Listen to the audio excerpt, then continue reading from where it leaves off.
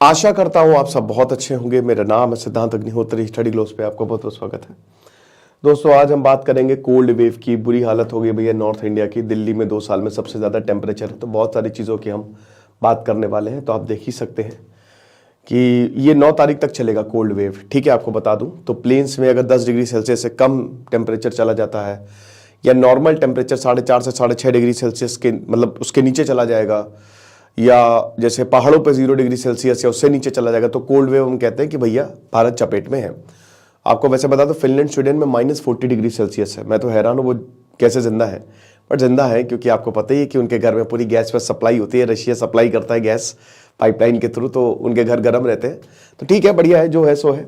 But आपको बता दूं कि बुरी हालत है। देखिए, ठंड का मौसम पर्सनली मुझे सबसे अच्छा लगता है। एक तो धूप बहुत हल्की होती है, बहुत अच्छा मौसम, बहुत ही सुहावना मौसम। अगर कोहरा भी हल्का हल्का होता है तो अच्छा ही, मजा ही आता है। लोग ठंड में प्लानिंग भी करते हैं, बर्फ देखनी होती है। बट देखिए, ये उन लोगों के लिए बहुत ही ज्यादा दुखद होता है या बड़ा कष्टकारी होता है जो इसको अफोर्ड नहीं कर सकते, जो बेचारे फुटपाथ पे रहते हैं। तो मैं हमेशा यही मनाता हूं कि ठंड उतनी पड़े जितनी हमारे आलू की फसल को नुकसान ना हो, ठीक है, उससे ज्यादा ना पड़े, ताकि जो हमारे लोग हैं वो बचे रहें। मुझे बहुत दुख होता है ये देख के। तो अगर हम बात करते हैं तो आप देख ही सकते हैं 9 डिग्री। फिर आज तो अभी तो धूप निकल आई है, मैं लखनऊ में हूं तो धूप निकल ही आई है। तो आज 7 तारीख है, तो 9 डिग्री 10 डिग्री के आसपास रहेगा। फिर 11 डिग्री 14 डिग्री। तो ये अभी खिचड़ी के बाद बोला जाता है, 14 जनवरी के बाद, मकर संक्रांति के बाद, कि टेम्परेचर कम हो गया को होता है। लेकिन आपको बता दूं कि टेम्परेचर बैंड तो बजाए हुए हमारी, है ना। और कोल्ड वेव कंडीशन अभी है और ये 9 तारीख तक रहेगी, ऐसा बोला जा रहा है। आप देखेंगे ये कब तक रहेगी। फिलहाल तो आपको पता ही है क्लाइमेट चेंज के हम कगार पे हैं। क्लाइमेट चेंज हो ही रहा है। सर्दी में सर्दियां पड़ रही हैं, गर्मी में गर्मियां पड़ रही हैं। वैसे हमारी धरती गर्म ही हो रही है। अभी तक 30 दिसंबर तो इतनी ठंड नहीं थी, मुझे लग रहा था कि भाई ठंड पड़ेगी भी कि नहीं पड़ेगी, पर जब पड़ी तो कड़ाके की पड़ी। तो ठीक है, बढ़िया है। बाकी तो आप हमारा जो 75 डेज ये जो शानदार हमने कोर्स बनाया पॉर्न एडिक्शन को खत्म करने का, बहुत सारे बच्चों ने इसको ज्वाइन किया है। लाइव क्लास डेली चल रही है दोस्तों। परसों तो फटाक से कोर्स को ज्वाइन करिए, इससे पहले बहुत लेट हो जाए। चलो आगे बढ़ते हैं। तो कोल्ड वेव अब दिल्ली ऑरेंज, और देखिए ग्रीन अलर्ट तो कुछ नहीं होता, लेकिन हाँ रेड और ऑरेंज अलर्ट और येलो अलर्ट होता है। येलो और ऑरेंज मतलब होता है वार्निंग, रेड अलर्ट मतलब होता है कि इमरजेंसी एक्शन लेना है। आप इसको एकदम एक्सरसाइज हर चीज के लिए, कोई भी प्राकृतिक आपदा होती है तो उसके लिए यही कलर कोडिंग्स इस्तेमाल की जाती हैं। तो होता नहीं है कि जब आप ट्रैफिक पे रुकते हो तो रेड अलर्ट मतलब रुक जाओ, येलो मतलब तैयार रहो, उस तरीके से होता है। तो आईएमडी जो है, इंडियन मेट्रोलॉजिकल डिपार्टमेंट, उन्होंने कहा कि एक्सट्रीम कोल्ड वेव कंडीशन जो है it will likely to continue, कम से कम 3 दिन तक रहेगी। ओके, अब ये हालांकि मैक्सिमम तो 17 डिग्री सेल्सियस तक रहेगा। सुनो बेटा, ये वीडियो मैं चाहता हूं कि कम से कम 3000 लाइक्स हो मिनिमम। तो टारगेट 3 के लाइक्स का है, जो टारगेट आपको देता हूं बहुत जल्दी पूरा हो जाता है। चैनल को सब्सक्राइब करो यार। तो दिल्ली की अगर बात करते हैं तो यहां पे हमको कोल्ड वेव देखने को मिल रही है। क्यों होती है कोल्ड वेव? सबसे पहले तो देखो, कोल्ड वेव के बहुत सारे कारण होते हैं।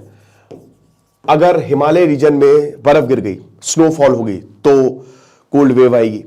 वेस्टर्न डिस्टर्बेंस, जब देखो मेडिटेरेनियन से हवा आती है, भारत पे टकराती है, तो एक चली जाती है तिब्बत की तरफ, एक भारत की तरफ चली जाती है।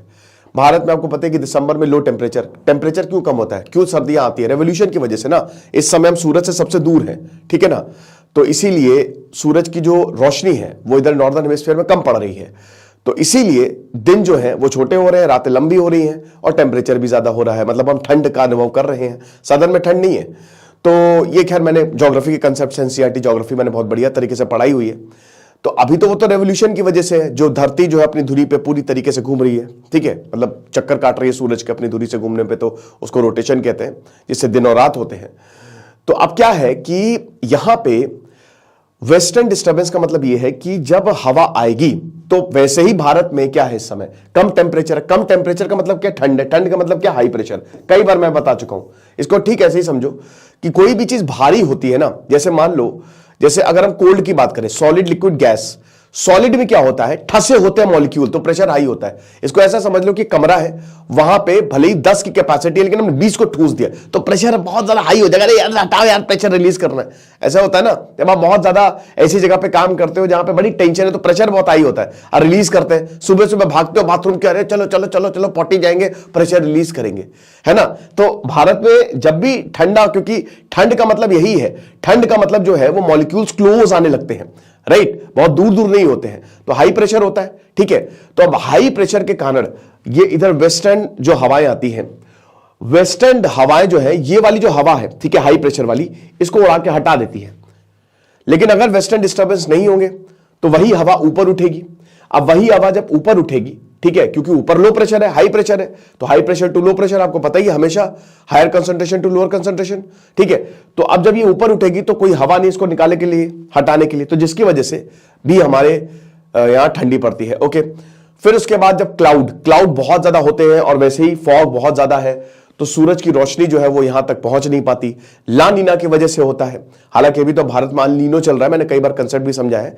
ला नीना क्या, इधर जो आपका वार्म करंट है कभी इधर इंडियन सब कॉन्टिनेंट में जाएगा, कभी पैसिफिक में जाएगा, उधर पेरू साइड रहेगा। तो फिलहाल ला नीना जब भी होता है तो भारत में बहुत ज्यादा बारिश होती है। ला नीना की वजह से भी जो है वो टेम्परेचर ड्रॉप हमको देखने को मिलता है और कोल्ड वेव हम एक्सपीरियंस करते हैं, ठीक है। और इसमें एक रेडिएशन का भी कंसेप्ट होता है। आपको पता है कि जितनी धरती रेडिएशन लेता है उतनी रात में निकाल भी देता है। अब अगर मान लो क्लाउड्स नहीं रहेंगे तो रेडिएशन क्या होगा, ट्रैप नहीं हो पाएगी, जिसकी वजह से टेम्परेचर जो है मेंटेन नहीं हो पाएगा और खेल खत्म। तो अभी तो फिलहाल स्नोफॉल हुई है और ये वैसे तो ठंड का मौसम ही है ना। और वेस्टर्न डिस्टर्बेंस भी इतने ज्यादा हमको देखने को नहीं मिल रहे। ससुरे वेस्टर्न डिस्टर्बेंस बड़े खतरनाक होते हैं, तो ये चीज है। फॉग क्या होता है, फॉग की भी लगे हाथों बात समझा ही देता हूं, ठीक है। फॉग कुछ नहीं होता है, बस आप इतना समझो जब कोल्ड करंट वार्म करंट से मीट होता है। और सिंपल भाषा में समझा देता हूं, आप अभी कमरे में हो, अभी आपको फॉग नहीं दिख रहा होगा, लेकिन अगर एकदम से आपके कमरे का टेम्परेचर कम कर दो ना तो फॉग आपको दिखने लगेगा। वाटर ड्रॉपलेट्स आपके चश्मे पे जो है वो ड्रॉपलेट्स आ जाएंगी, आपकी टीवी पे ड्रॉपलेट्स आ जाएंगी। होता क्या है ना कि जब गर्म होता है ना, गरम गरम हवाएं में कुछ नहीं, गैसेस फॉर्म में होता है। जितना ज्यादा गर्म करोगे, आपका जो दूध है अभी ठंडा है, उसको गर्म करो 100 डिग्री सेल्सियस पे, भाप में उड़ जाएगा, आपका दूध दिखेगा ही नहीं, उसका स्टेट कन्वर्ट हो जाएगा। तो होता क्या है कि जो हवाएं होती है अगर गर्म होती है दिखती नहीं है, लेकिन जब तापमान ठंडा होता है, क्योंकि डस्ट पार्टिकल्स और जो ड्रॉपलेट्स है ना वेपर के फॉर्म में हर जगह है, हर जगह है। आप जब देखते हो ना कि कभी जब खिड़की से जब सूरज की रोशनी आती है तो बहुत सारे डस्ट पार्टिकल्स दिखते हैं, ठीक है। तो अब होता कि जब टेम्परेचर एकदम से कम होगा तो यही डस्ट पार्टिकल्स अरे आ जाओ आ जाओ आ जाओ, ड्रॉपलेट्स को पूरा एक न्यूक्लियाई बना लेंगे और बादल बना देंगे। यानी कि कहने का मतलब यह है एकदम सिंपल भाषा में कि जब भी टेम्परेचर गिरेगा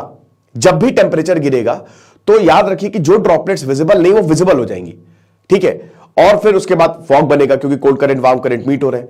तो कोहरा एक तरीके से बादल ही होता है ना, और एक कॉन्डेंसेशन का ही एक रूप है। अब कॉन्डेंसेशन आपको पता है किस तरीके से होता है, तो पूरी वाटर साइकिल, खैर आप छोड़िए उसको। तो यहां पे फॉग भी, और फिर हमको क्यों ठंड लगती है, क्योंकि हमारा जो टेम्परेचर है वो 19.6 फ़ारेनहाइट के आसपास होता है, मतलब 7.76 डिग्री सेल्सियस। बाहर का टेम्परेचर ठंडा होता है, बाहर का टेम्परेचर कितना 10-5 डिग्री होता है। तो थर्मोडायनेमिक्स के प्रिंसिपल के हिसाब से टेम्परेचर बैलेंस होता है, उधर से हम एनर्जी देंगे, इधर से लेंगे। तो इसीलिए हमको भी, क्योंकि हमारा टेम्परेचर, रिलेटिव टेम्परेचर जो है वो कम है, तो फिर उस वजह से हमको ठंडी लगती है। समझ रहे हो? तो ये कुछ कंसेप्ट्स हैं। कहां था मैं? हाँ, तो अब मैं आपको बता रहा हूं कि वही कि ये सब जगह, दिल्ली में हर जगह जो है वो काफी ज्यादा टेम्परेचर गिरा हुआ है। जम्मू, और सिर्फ दिल्ली में नहीं, दिल्ली तो एक पॉइंट है, लेकिन पंजाब, हरियाणा, चंडीगढ़, उत्तर प्रदेश में भी कोल्ड वेव कंडीशन जो है वो बनी हुई है। और पूरा जो उत्तर है, पूरा नॉर्थ जो है वो ठंड की भयानक चपेट में है। और कोल्ड डे होता क्या है, जब भी 4.5 से 6.5 डिग्री सेल्सियस नॉर्मल से जो बिलो नॉर्मल टेम्परेचर, एग्जांपल के तौर पे मान लीजिए 10 डिग्री सेल्सियस टेम्परेचर होता है, अब इससे 4.5 से 6.5 डिग्री सेल्सियस गिर गया टेम्परेचर, ठीक है, 5.5 से 4.5 हो गया ये, तो हम बोलेंगे कि कोल्ड वेव है ये। और ये प्लेन्स में है, ध्यान दीजिएगा, प्लेन्स में। और अगर आप हिल में हो तो वहां पे अगर 0 डिग्री सेल्सियस टेम्परेचर चला गया तो वहां पे कोल्ड वेव होती है। तो अभी हम कोल्ड वेव को एक्सपीरियंस कर रहे हैं, ओके। सारे स्कूल बंद है। मुझे याद है कि पहले तो जब स्कूल की छुट्टियां बढ़ा दी जाती थी, अब तो नहीं होता ऐसा, हम लोगों का अपना ही जमाना था, तो बहुत मजा आती थी। तो हरियाणा, चंडीगढ़, उत्तर प्रदेश, राजस्थान, पंजाब, सब जगह आपको ये सब देखने को मिलेगा।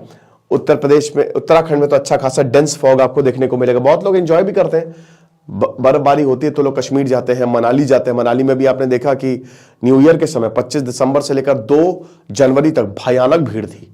इतनी भीड़ तो मतलब क्या ही बताएं। तो थर्सडे की बात करें तो -6.8 बिलो द नॉर्मल रहेगा। ये तो खैर अलग अलग जगह के टेम्परेचर है, लेकिन मान के चलिए कि 6 से 8 डिग्री सेल्सियस के बीच में हर जगह टेम्परेचर जो है वो रहेगा। और एमपी में भी, भोपाल में भी 16.7 डिग्री सेल्सियस जो है वो टेम्परेचर रिकॉर्ड किया गया है मैक्सिमम, यानी कि तगड़ी ठंड जो है वो पड़ रही है। अब रिलीफ आप 10 के बाद ही मान के चलिए, जितनी ज्यादा धूप निकलेगी उतना ही ज्यादा बढ़िया होगा। तो ये लेक्चर था, आई होप आपको पसंद आया होगा। बाकी आप हमारे कोर्स को जरूर अवेल करें। Thank you so much.